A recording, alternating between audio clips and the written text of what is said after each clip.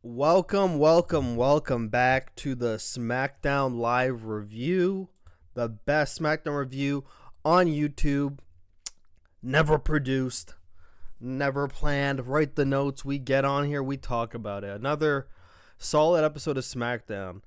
And the thing I like about SmackDown now under Triple H as opposed to Vince is that like every story, the mid card and the other stuff, it all means something. Like a lot of it's slower builds, but like under Vince was more like main event scene and then maybe like something important happening in the middle, but not really. But everything else like didn't really matter. Now we're seeing like some depth, some substance in like every storyline. Obviously the main event's more highlighted and more in depth than others, as it probably should be because it's the main event. But everything matters. Like the Santos thing matters. They've been planting seeds for Kabuki Warriors taking the titles. Austin Theory and Mello, they made something out of nothing, and there's like things going on. There's just a lot going on, and it's very nice because a lot of the times you watch a show under Vince, it's like we're kind of just like watching like a bunch of nothing, and then like the main event stuff happens. But now it feels like we could enjoy the whole show. You know, things are going out throughout the show that we like, and they put emphasis on everything, so it's good. So SmackDown this week, January 19th, 2024, SmackDown from a sold out Atlanta, Georgia, opens up showing what happened last week in the main event scene, as they always do. They always do a video package of that stuff. But the actual show starts off with Solo, Sikoa, and Jimmy backstage. Roman walks through the metal detector with Heyman holding the title.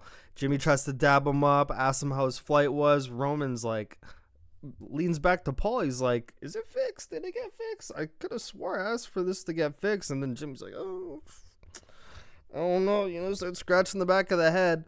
And then he's like, I have to fix everything. And then he walks off. And then the camera zooms in on Solo. And Solo says, I'll fix everything.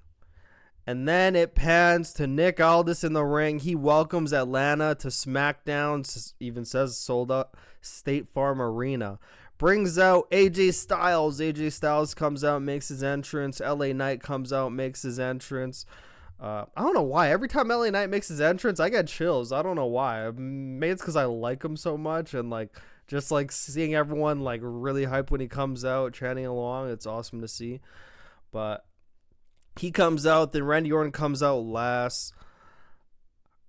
So as AJ came out, when AJ came out, he entered right in the ring, signed the contract right away. And since him and LA Knight are having a thing, LA Knight came right in the ring. After he posed and did all the stuff in the ring, he signed the contract.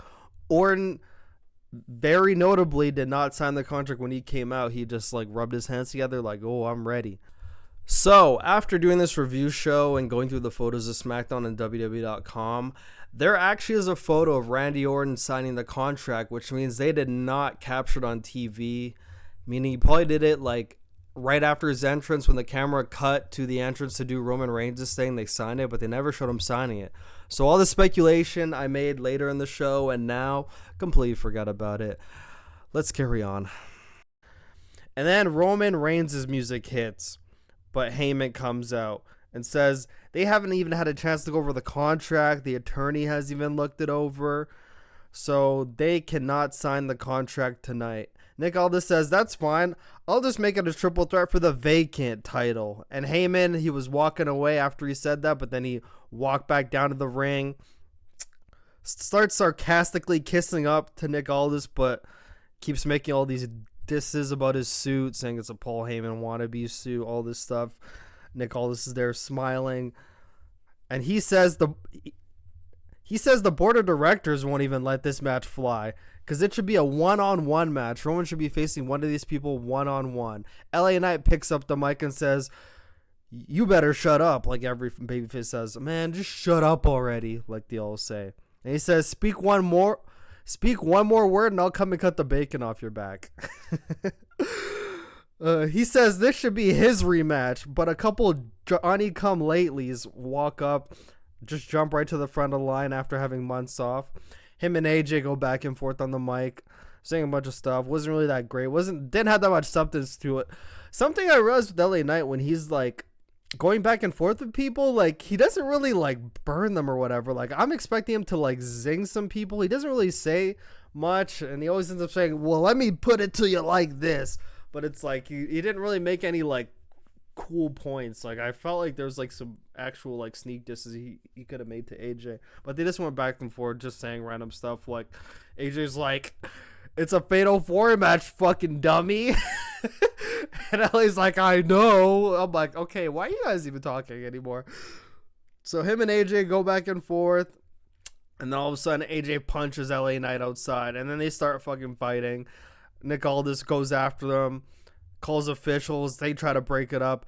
In the ring, Randy Orton grabs Heyman's tie. He's on, like, the edge of the ring, but he's standing up. Grabs his tie, wraps it around his hand, and says, after he beats Solo tonight in the main event, he's going to introduce Roman to the 3 most devastating letters in all of sports and entertainment. RKO.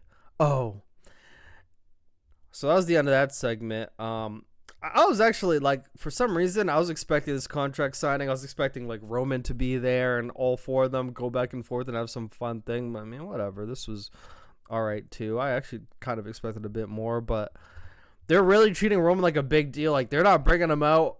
Like, when he came out in the main event, sorry to spoil it ahead of time, like, you could tell the fans were like, whoa, this is a big star. Like, they were, like, cheering, like, yay, we actually got to see Roman Reigns. They weren't cheering. I mean, obviously, people are cheering because they like him, but it was like a, whoa, we actually got to see Roman type thing. So, Logan, we have Logan arriving backstage with his videographer. And then Carlito comes out with LWO for 6-man tag action heading into the commercial break. We come back. Nick Aldis is walking backstage. He's about to go into Roman Reigns' locker room, but AJ's standing right there, all angry like he usually is. Says he wants LA Knight tonight. And Nick Aldis says, you got it. And then we go back to the ring. Santos and his crew come out. We have 6-man tag action. A lot of lucha stuff, as you would expect. LWO does some dives going into the break like usual. We come back from the break as usual. There's heat. Corey Graves is, like, hyping up Santos on commentary too, saying he's carving his own path. Says the world's talking about him. I'm like, I don't know what world that is. Fuck. But says people are noticing him now more as an individual as opposed to when he's in LWO, and it was more about the group and about Rey Mysterio. Now he says he's carving his own path, putting over big on commentary, Hitman Kevin Patrick. Carlito makes a hot tag, runs wild on everyone. And then there's a point in time where Carlito has Angel Garza in the corner. And Santos sneaks a tag. Carlito hits him with the backstabber. Santos sneaks in, rolls up Carlito for the heel win, even though it's basically fucking fair. You didn't see the tag, so he, like, snuck in and pinned you and won the match. So the quote-unquote heel finish, they all run away. Carlito's mad, like, he got me again. Kayla backstage with Pretty Deadly asks them if they feel more prepared now for their upcoming tag match in the next couple minutes against Tyler Bate and Butch. And it was very clever how they did this, because Pretty Deadly said they spent the last week studying tape. They're not just pretty boys, they are pretty smart boys. And they're ready for, and they specifically said it like this, Tyler Bate and Butch. We're specifically ready for Tyler Bate and Butch. Like, putting in your head that, like, it's going to be Pete Dunne. It's going to be something different. Because, like, even everything down to Kayla asking them if they're more prepared. And they're like, we're prepared specifically for Tyler Bate and Butch. So, like, they did, like, a clever thing where, like, if you're smart and paying attention like I was, I'm smart. I got rewarded, you know? So then Pretty Deadly comes out going to commercial. It seems like every time Pretty Deadly comes out for a match, there's always a commercial before their match, always. We come back. Lashley and the boys, Lashley and Street Profit hype video talking about the Final Testament. Like, they want to fight them. They want to meet them. So that was that one. There's, like, some music playing as they're, like, talking, and there's a video package showing. It was alright. It was pretty cool. So then Tyler Bate comes out, and then he stands at the entranceway, and then the Announcer goes, and his partner, like it's a brand new person. So then Pete Dunne's music plays, the old school Pete Dunne music, or like the new version of his old school music. And he comes out, and man, it looked like he was back in his element, had the look on his face, like he was all angry, had the snarl and everything, but like on the inside, I could like see a big smile on his face. And it actually got a reaction from the crowd because, you know, Atlanta is like a pretty smart market. Maybe not everyone knew, but like a lot of people knew. So then he comes out, like they announced him as Pete Dunne, and like even just the way, like when Tyler Bate was standing on the entrance and they like brought him out, they said and his partner, like it was someone brand new, but it's literally the same person, just a different name. Finally took on his old name. He came out, and when he came out, it panned to Pretty Deadly in the ring. They're like, "Wait, who's this guy? What the?" They're like, "Who is this?" They're like, "We don't even know who this is." They're fucking dumb. It's awesome. So then he comes out. They actually have an awesome, like, just like solid match. It wasn't anything special. And it was a reverse from like last week. Last week was a Tyler Bate showcase. And now this week it was like a Pete Dunne showcase. Starts out the match doing his joint manipulation and everything. Like fans are cheering. I'm not sure if it was piped in noise or not, but like fans were cheering like, yeah, we finally get our fucking Pete Dunne back, you know? Like, and now I can't fuck it up anymore. I've been calling him Butch for the longest time.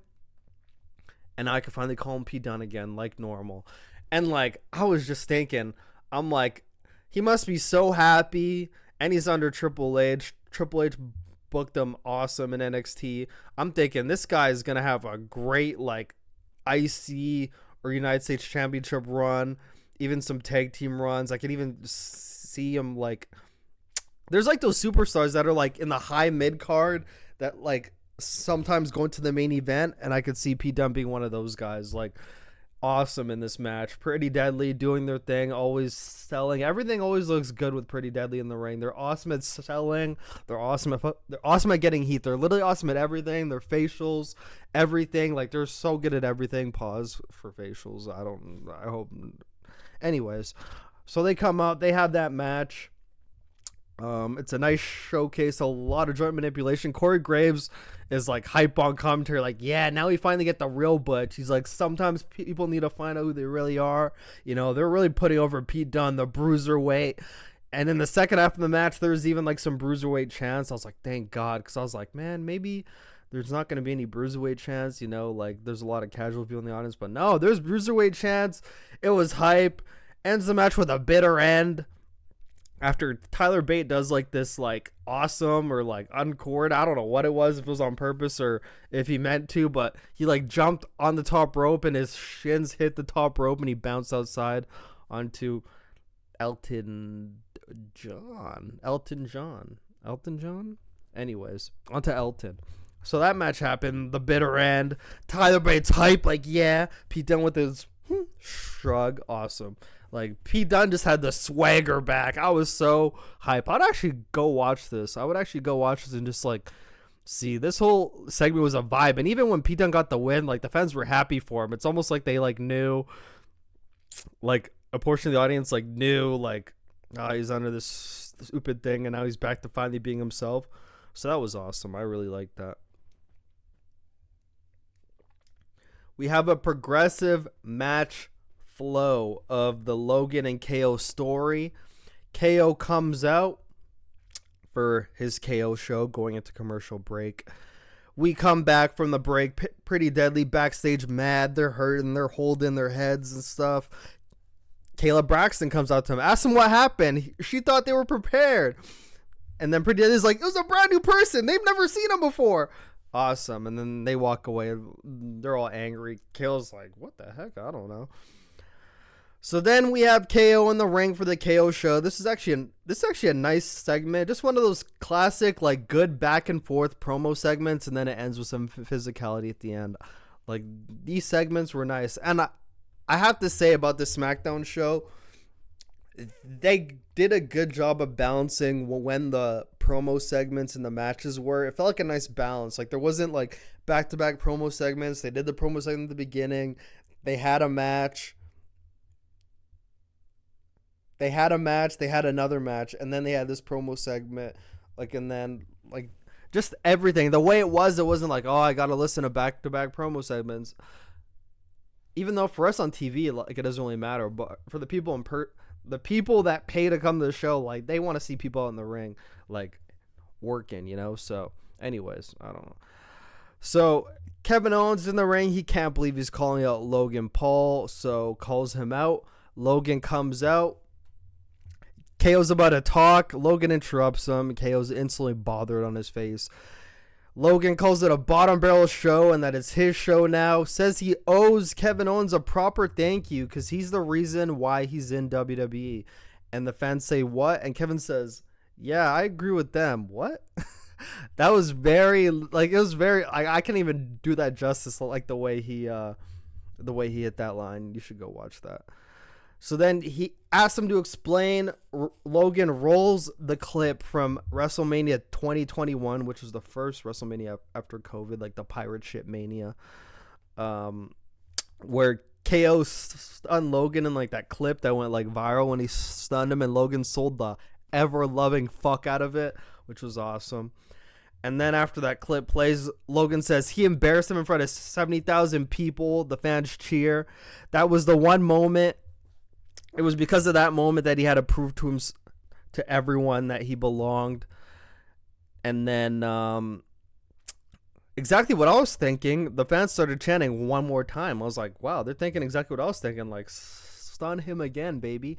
And then Kevin Owens says he barely remembers that even happened because to Logan it was his first WrestleMania, so obviously he's gonna remember. But to KO, it was just another person that he stunned, another celebrity guest that we're bringing in, and he gave him credit for how he became better at this than anybody ever actually thought. Logan says, "Yes, I did." I laughed at that because I can't even do like the freaking delivery of these responses any justice. Like, you should actually go watch a segment. And then Kevin Owens says he's not one of us. So, and then he goes on to say people like Mysterio and Zayn. And then Logan says, thank God, I'm a one of one. And then Logan says, I am, quote, the purveyor of viral media, the greatest storyteller of a generation, your son's favorite superstar, marketing expert, your girlfriend's celebrity crush, multi-hyphenate disruptor. What the fuck does that mean? Entrepreneur, innovator, actor, wrestler, boxer, the list goes on, often imitated, never duplicated, billionaire with a B on paper. I am the Maverick Kevin Owens, Logan Paul. And you? You're just you. And then Kevin Owens is like, kind of like, the whole time Logan was like repeating this stuff. KO was just looking at him like, what the fuck? And then KO says, I don't know what any of that meant. Says there's a lot he can't talk about because Logan's sheltered. He's been given all the tools because of the notoriety he brings. And to his credit, he actually used those tools and became the U.S. champ. But as far as everyone else is concerned, it's a joke. And we're putting an end to it at the Royal Rumble. And then Logan says, you want to talk about protected? You got that cast off. He says, I don't need the cast. I knock people out clean. Kevin Owens says, he's been punched way harder, falling off higher stuff. There's not a punch he can throw that could keep him down for 3 seconds or knock him out. And he heard he was talking to his lawsuit attorneys about the cast and says, you know what? If it makes you feel any better, I won't even bring it to Rumble. If it makes you feel any better right now, I'll take it off right now. And as he takes it off, he half turns around, turns back around. Logan punches him in the face. Kevin Owens is on the ground. Logan turns around, starts staring at the camera, laughing like, haha, I fucking got him. And then Kevin Owens gets up. Logan turns around. He's stunned like, what? He actually got up? And then Kevin Owens spears him down to the ground. They're fighting. Logan bails outside the ring. Kevin Owens actually chases him. Then Logan spears him into like the pole and then grabs his arm, which he just took the cast off, and slams it into the pole. And KO's down like, oh my God, my arm, it hurts. And then in typical WWE fashion, just very cleverly, Kevin Owens is hurting up against the stairs. Logan grabs his title, stands on the stairs. You got the camera down on the ground, staring up, has a nice angle of Kevin Owens on the ground and Logan posing over him on the steps. That was a great back and forth segment with some great physicality at the end. Logan is actually awesome because the way he delivers his lines, it's like very sarcastic. It's very him. It's like, yeah, it's literally just like him. And fucking KO is just awesome with everything. He's very clever, a lot of clever lines. Logan's very good at being a heel. So that was a good segment. Then we have Roman Reigns backstage with the Bloodline. Complains about them sending Heyman out there all alone. And Heyman's in the background with like his tie untied. He's like crying. Like he looked like that crying baby that went to their mom to get their siblings in trouble. And like the parent is like scolding the siblings while like the kids in the background like crying like that's literally how Heyman looked. It was so funny. And then Solo says it's all on him. So Solo steps in front of Roman Reigns, and Roman's kind of like taken back. Like he almost kind of gave the vibe like he was like kind of like intimidated, but not really. He kind of like buffs up his shoulders like, you know, yeah, I'm the fucking guy. And then like Solo's just like staring at him. Solo just stepped in front, and then Solo says, "It was all me, and I'm gonna fix it tonight." And then he walks off, and then Roman's like, "Okay," and then Jimmy's in the back like, "I'm leaving too," and he leaves too. And then we have Katana Chance and Kaden Carter coming out, going into commercial for their tag team championship match against Isla Dawn and Alba Fire. We come back from commercial. Damage Control is out by commentary. Bailey's on the mic, but the rest of them are standing beside her, talking amongst themselves. And Bailey says it's so good to be out there without Michael Cole. And I laughed too. That was awesome. All of them just keep picking on Michael Cole. It's awesome. So considering how hard Alba Fire was pushing NXT, it was actually kind of wild to see this being such a squash match. This was literally a 3-minute match. Like, it was like quick. I was like, damn. And I realized it was because it was like an hour and like 28 or something to the show. And there's still LA Knight and AJ Styles, Orton and Solo. Kind of gave you the vibe that those matches weren't going to be long and there's probably going to be shenanigans in them. So this women's tag team championship match, I mean, it was 3 minutes and like, so Katana Chance does a dive on Isla Dawn on the outside. Inside the ring, Kaden Carter hits Alba Fire with the Destroyer, and then they hit their handstand off the shoulder splash for the pin. 3-minute match. And then I'm not sure if that's because like the Logan segment also went long too, that they had to just like cut back on time for this match. But like I would have just like put this match on next week, but as I'm about to tell you later, they had plans for that. So the Kabuki Warriors come into the ring with their titles. They're dancing. It's like they're not even taking Katana Chance and Kaden Carter seriously. They're dancing with their titles, and then they sarcastically hand them back. And they're still dancing. They're vibing. Kaden Carter and Chance is like, you want it, you can get it whenever you want. And they're just like, ah, blah, blah, blah, blah. They're just not even caring, bro. Literally not taking them seriously. Sorry. And then we have a Royal Rumble ticket promo where they just like, hey, you can still get tickets for Rumble. And they do a quick appreciation for Hall of Famer Pat Patterson, saying he was the innovator of the Royal Rumble, the inventor of the Royal Rumble. They said happy birthday. We miss him. It was a nice little touch to the show. The OG, one of the GOATs, Pat P. Awesome stuff. And then we have OC backstage, and there's SmackDown music playing while they're talking, but I could like vaguely hear Carl Anderson say, he's not going to go for it. He's not going to go for it. And then the music's still playing as like this background segment is happening. This backstage segment's happening. I'm like, is it even meant to have? Is that music even supposed to be there? But AJ walks up. He's angry. Says, go for what? Go for what? I'm like, why is this guy always so uptight?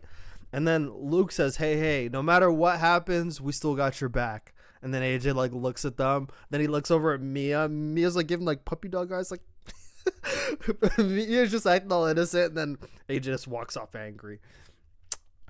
And then coming back from commercial, we have a Final Testament video package. And Karrion Kross is calling Bobby Lashley and the Street Profits yes men, and says they're the faces of the place. The reason why they don't get the same opportunities as them is because they're disruptors. They're civilized, and that they will meet them in the ring next week.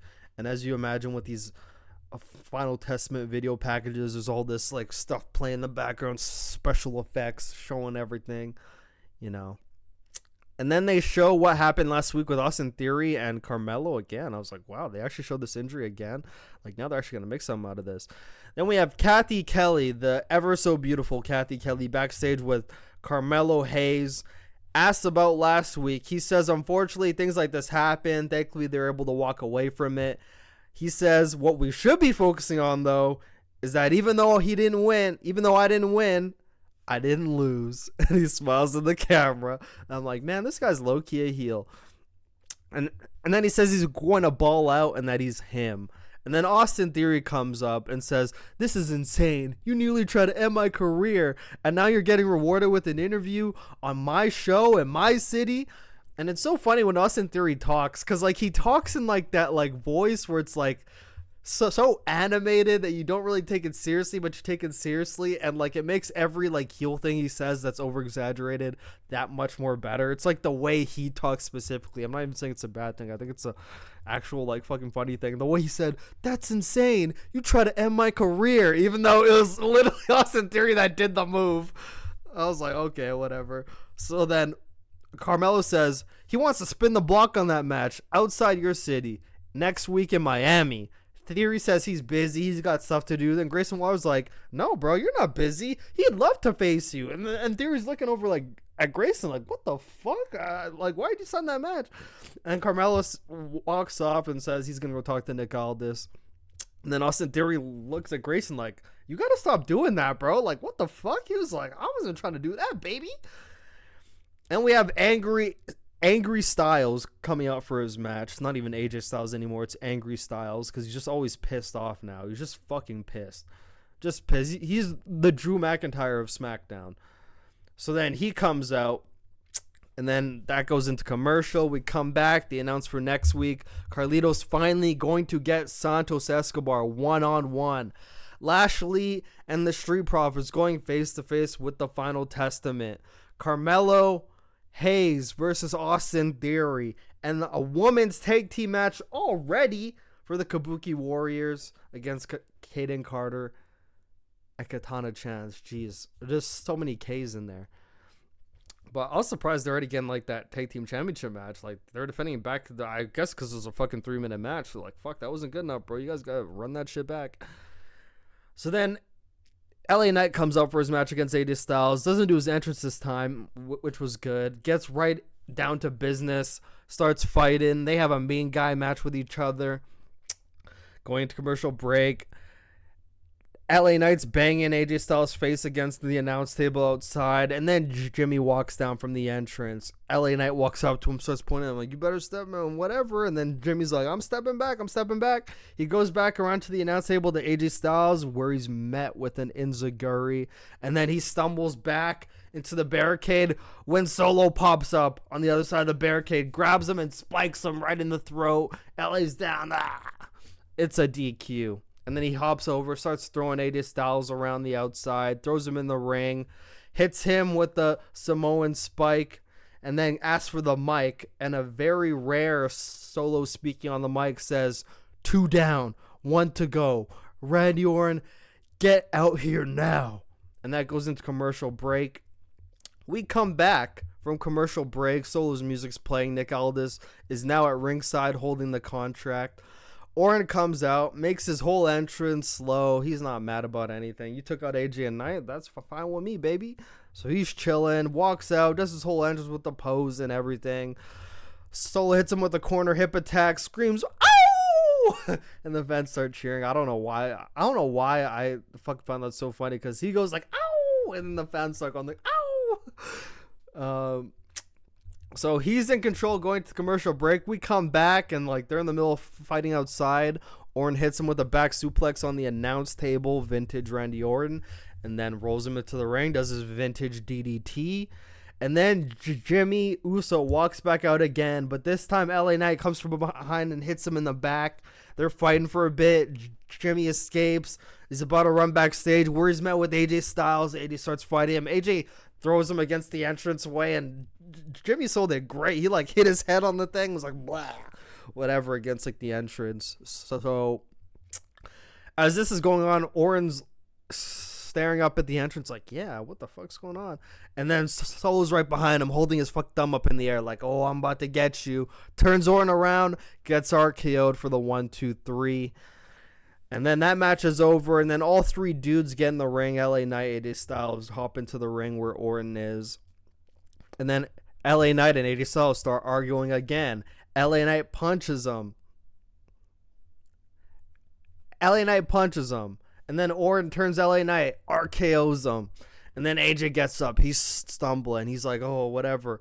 And Orton does so many like small fucking hilarious things that just make him so fucking great. Like whether it's in his matches, in his promos, the way he reacts to things. Like I'm not sure if there's ever going to be like another person like Randy Orton when it comes to like the small things. He is like the best pro wrestler I've ever seen in my life at just the small things, on reacting things in the ring, like reacting to every small thing. And it's small things where if you're watching you notice, and they're fucking awesome.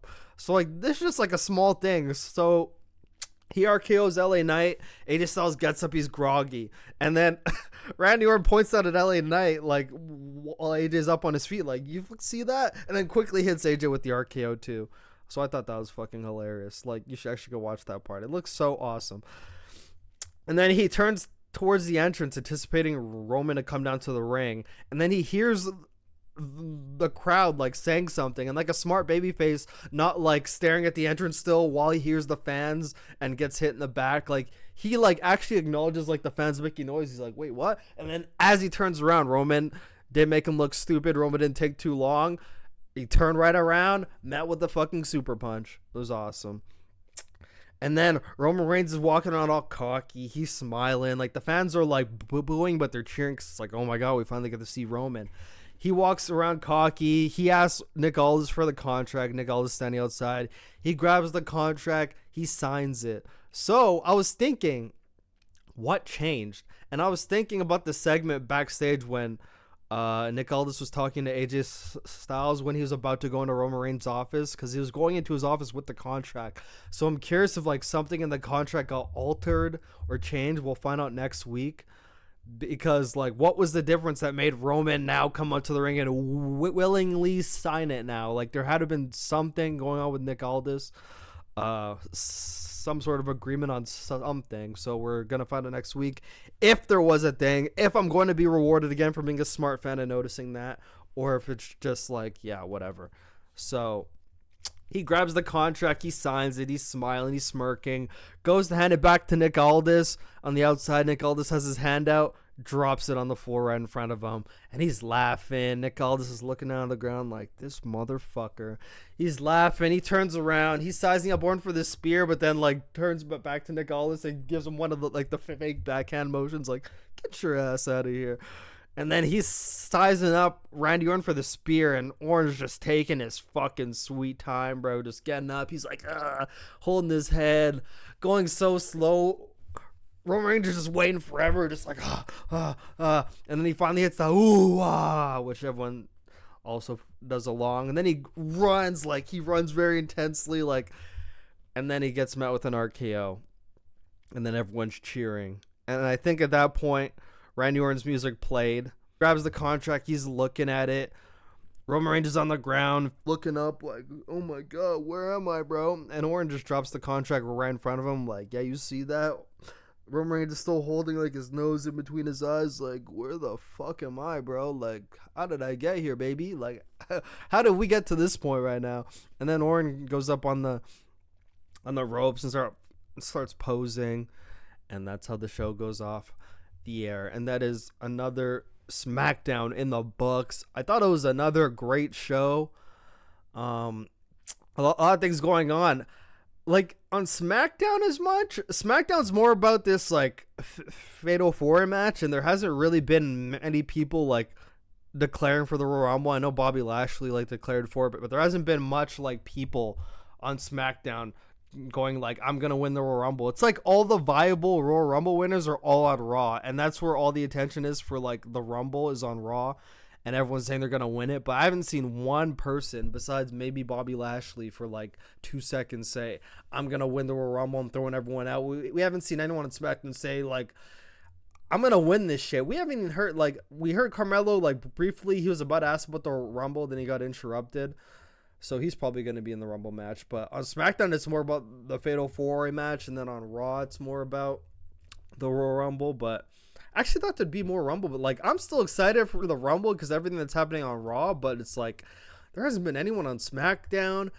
Like, even on Raw on the female side, that's where all, like, the contenders are to win the match. Like, there hasn't been a female besides Bianca and Bayley, I guess, actually, now that I think about it. But yeah, I expected more Royal Rumble build, like more like actual Rumble match build, but I guess like Royal Rumble kind of sells itself. Like most of that's on Raw, but I haven't seen much of it on SmackDown. But it's another SmackDown in the books. That women's championship match probably shouldn't have been on the show. Probably should have been on next week, and then they do the title match, or maybe they can't. Maybe they want them to be the champions going into the Royal Rumble for something, maybe. So maybe that's why. But it was like a 3-minute match. I expected that one to be more. Maybe there's a match they could have done on the show, but every match that was on the show like kind of needed to be on there. I thought it was SmackDown's been flowing like very well. Like it's a very easy 2 hours to watch. Like it's never like I never feel like fuck what's going on. And another thing about SmackDown, Solo Sikoa, I think like he needs some sort of a character upgrade. Like at first, when he first got introduced to the main roster, like him not talking and being like that like heavy muscle that does not say much and lets his actions speak for itself. At the beginning that was working, but now it's kind of like, hey bro, like we need something else to happen. And I don't know how I feel about it anymore, is that they make him a dominant person, but every time Roman has a contender, like they're always beating Solo. It makes Solo like beating Solo not that important anymore, because now he's just losing to all the contenders. I think he lost to AJ. Did he lose to AJ? I'm pretty sure he lost to AJ, lost to LA Knight, lost to Randy Orton in a pretty quick match, but I was okay with it because it's Orton and it's an RKO and like there's a bunch of shenanigans going on outside. But like Solo's been just losing way too easily to every single contender, but like every contender could have used a win, but maybe they could have beat somebody else. But I feel like now like Solo's very like just like there. I think he has to like talk more, but I think they're like saving that for when like maybe he turns on Roman.